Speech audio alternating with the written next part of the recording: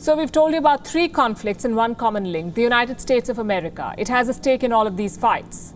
And to win it, it is going to need allies. To have allies, it needs to understand how alliances work. So tonight we bring you a history lesson, mostly for the President of the US, Joe Biden. The year is 1945. The Second World War is drawing to a close. The victors have arrived in Yalta, and they will decide the future of post-war Europe.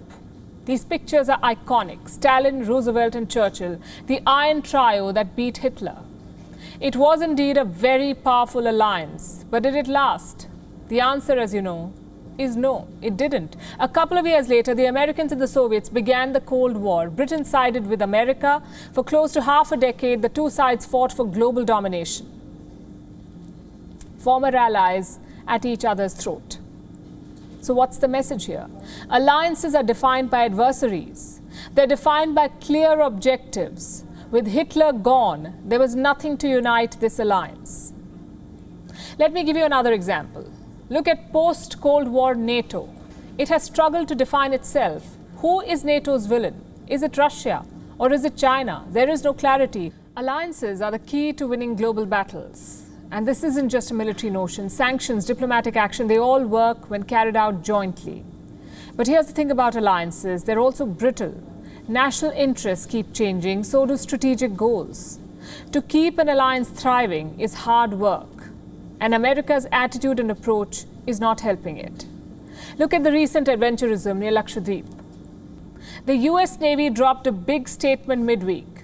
The USS John Paul Jones had sailed in India's exclusive economic zone. Now, this is not some naval patrol vehicle. It's a 9,000-ton guided missile destroyer, a proper American warship. And it was sailing 241 kilometers west of Lakshadweep Islands. For the record, the US did not seek permission for this exercise. They say the warship was checking India's excessive maritime claims. How did India respond?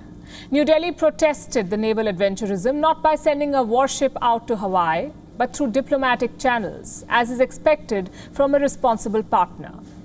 India's position on the exclusive economic zone has been clear. For military exercises involving weapons, consent is required. It's a position that Washington is familiar with, but the US decided to ignore it last week. Now, if you ask the Pentagon, this operation was not targeted at any particular nation state. It was intended to drive home a principle. Listen to this. When we talk about freedom of navigation operations, you tend to get, we all tend to get focused on, well, it's against a nation state. It's not against a nation state. It's for a principle, and we do it all around the world. It's not just something that we tend to talk about it in regards to China and their excessive maritime claims, but it isn't all just about China. It's something we do not against something, but for something, and we do it all around the world. Well said. 2 issues with what the Pentagon spokesman just said. 1, John Paul Jones was sailing in India's EEZ. The Navy statement talks about checking India's claims. The target was clearly India. Point number 2, the Pentagon spokesman talked about principles. But who set these principles and who asked America to guard them? The only principle in question here is the United Nations Convention on the Law of the Sea. It guides how states interact on the high seas, and guess who is yet to ratify that convention? The United States of America.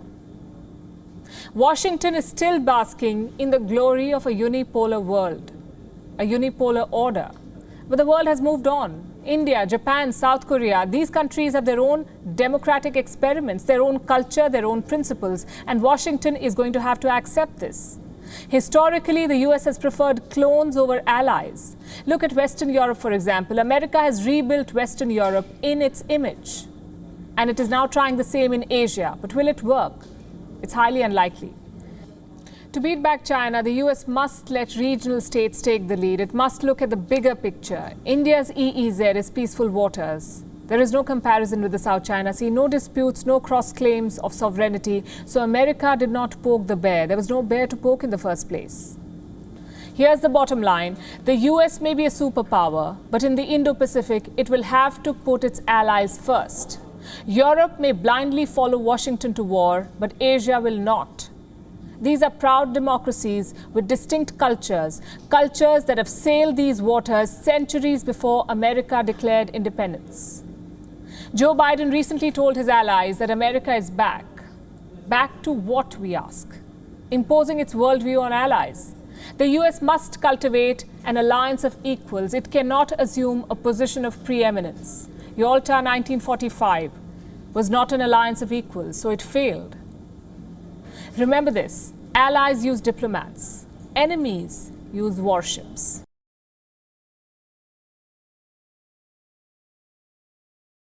WION is now available in your country. Download the app now and get all the news on the move.